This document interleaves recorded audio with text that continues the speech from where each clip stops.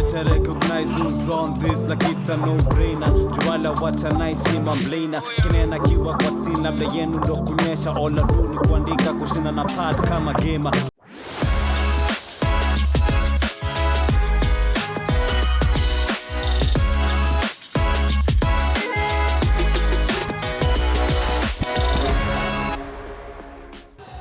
So, as you know, we have been invited to, or at least we invited ourselves to this event by Element. You've seen what it looks like around. And now we have one of the biggest artists that we can actually imagine from yani gangster hood. I'm talking about the original hip-hop heads, yeah? None other than Kayvo KForce. What's up, Kayvo? Nothing much. Nothing much. So, let's start from the beginning. You're a big name. Umekuwa in this game for a long time, and now here you are. Uko na projects kadhaa umelaunch mpya. Lakini let's go back to the beginning. Why are you here today? Actually, nimehelp msee organize the event we put together. He's my boy, Ish. Hata ameenda tu hivyo sana. Okay. So mimi ndo nimemsaidia ku put together nini.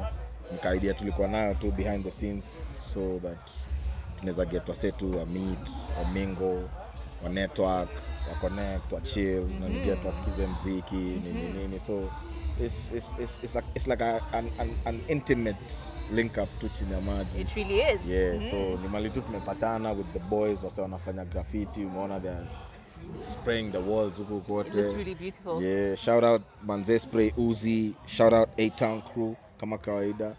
So yeah, man. That's why I'm here. Mini the link. When do the link? Yeah, when do the plug? link. Yeah. Everyone should know about you because when do unasaidia. But like thinking about hip hop, it's been a long time coming. A lot of people have been in the industry, but they're not popping as quickly as they should. And actually, you said it's a very intimate event, but if you think about it, a lot of the artists here want a lot more exposure. They want a lot more people knowing who they are. So what is the next step? Okay, you've come, you've linked up, you've networked, umejua a few people. What next? So, unajua hip hop ni culture. Nah, it's more than music.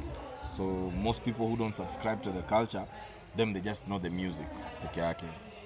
So the hip hop community in Kenya is very vibrant. In fact, in my opinion, hata hiyo ndo ina kind of save Kenyan music tu venye wase usema unanipata. Kina Calligraph out there doing their thing. Kina Kinkaka and everybody else that's doing their thing. Me niko out here doing my thing. So Kenyan hip hop has always been vibrant, like with or without the attention ya media. Bado wase wanakuanga na bado wana do their thing. Utapata Coast nafanya the same thing, utapata Kisumu nafanya the same thing. So the community is there, the love is there. You guys are here. Yes, we're always here. Yeah, so yeah, man, the next step to me, just try to elevate, and most importantly, Kenya mi ushinda nambia like my younger bros when you wanna come up and all that. The one thing I keep telling them ni try and customize that culture that you love, yani ikufit na ifit your community na ifit your surroundings, and just customize it kabisa. Don't let it be too western kabisa.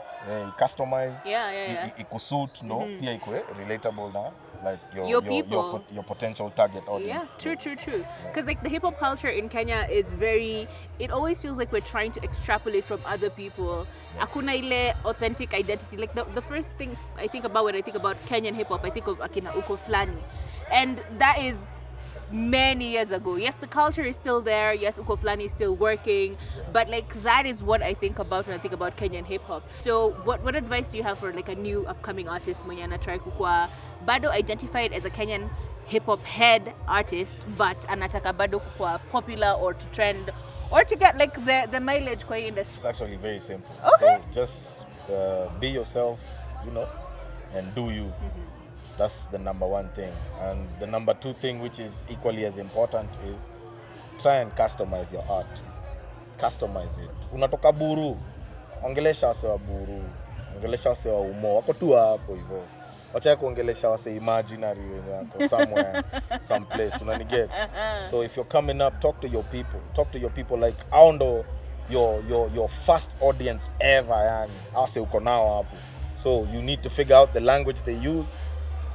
You need to figure out the code and the culture ya mtaa yako. Talk to your people. Jumse kama mimi manze, if guys weren't listening to me in Kibera, probably no one would ever listen to me anywhere else. True. So talk to your people. Ground your home. Talk to your people. Usianze online. Najua ina sound like ni backward Kenya nasema, but fact is don't start online. Start offline. You will get online later. Anzia tu mtaani kwako, fanya mambo yako, link with your people, your community, your friends, your foes, you figure it out, but anzia mtaani, usiongeleshe watu wengine kabla uongeleshe wase wako. The language, I love that. Like, curate it to your people, because it's your people that then push you forward. Facts. That's why we see guys like Akino Wakadinali and all these other gengeton artists who've now like really shot up. It's because they knew and they formed their own cultures and they have their own bogizao. Another very interesting thing that I was told the other day, actually yesterday, was the problem with the industry, the music industry in Kenya, is just money. Because you're always trying to pit Kenyan music against Tanzanian music, against Nigerian music, against all these other kinds of music. But the problem is with our culture or with our music industry, it's still a baby because somehow we don't have as many people supporting. We don't have as many people like giving funding to people. Talent iko, but pesa ya kusaidia talent ifike penye nafaa kufika haionekani. Is that the same view you have, or do you see another problem that's within the industry that we need to address? Yeah, I'd say, like, from the highest level, the Kenyan musician is not protected. The Kenyan creative is not protected. Like, from the government level, kwenda all the way to Kansa. So, yeah, I feel like if we had like government protection in the name of, you know, just legislation, manipata, ingesaidia a lot.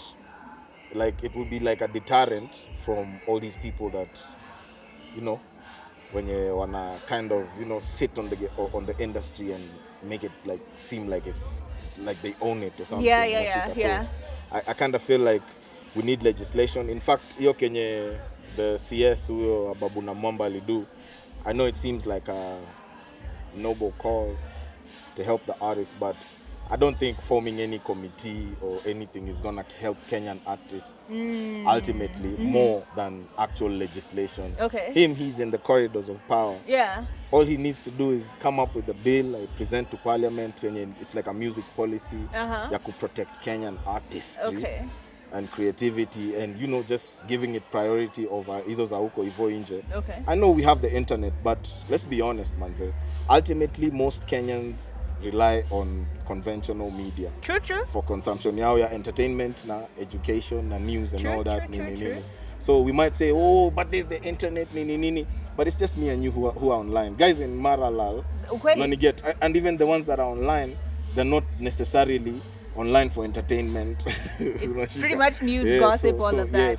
So most guys pick up the trends that they pick up and follow up online. They pick it up from conventional media. Okay. So if this guy was really serious, hiyo mambo ya kuita artists sijui watano sijui tuunde committee, what's the point? I feel like he's closer to the corridors of power. He's in, like, huko kwa parliament, like, he's right there. All he needs to do is introduce the bill. Hiyo ita help Kenyan artists more than ati we saw the Grammys, now we're making, like, come on, man. But like you've mentioned protection of the artists and art in general, because here we have a combination of both music and tattoo artists, we have graffiti artists, we have everything, so it's art in general. But protection, what does protection mean? Do you mean, like, break it down to me? So protection mostly concerns financial, when you get. So if guys are deterred from being corrupt, like in these bodies, the MCSKs and what have you, if the law protects the artists from such unscrupulous businessmen na CEOs na nini, hiyo unajua itakuwa deterrent. Wase wengi, they won't try because anajua ni aje, this might have capital punishment attached to it. At least mse atajua ni aje, if I call this artist and he's performing at my show, if I play with his money, manze itakuwa ni, as in, let's just create the deterrent hiyo ndo ita create the culture ya support yenye inafaa ikuwe. Like as opposed to radio ishinde ina play whatever they want to play. Yeah. Why not give our local art the priority over hiyo ingine ya nje? I know most people watasema, but you know, people listen to what they want to listen to. But let's just be honest, man. So ukiasha TV, see TV kuwatch, niwe watch. True. Yeah, so mostly people consume Kenya tu wanakuwa fed from media. True. So let's feed them ours. Okay. I love that. That makes a lot of sense. Yeah. And the perfect way to have someone who's actually mentoring others, it's like a really good way of just like, okay, this is it. From my experience, from what I've seen, this is what I feel is important. This is what I feel needs to move.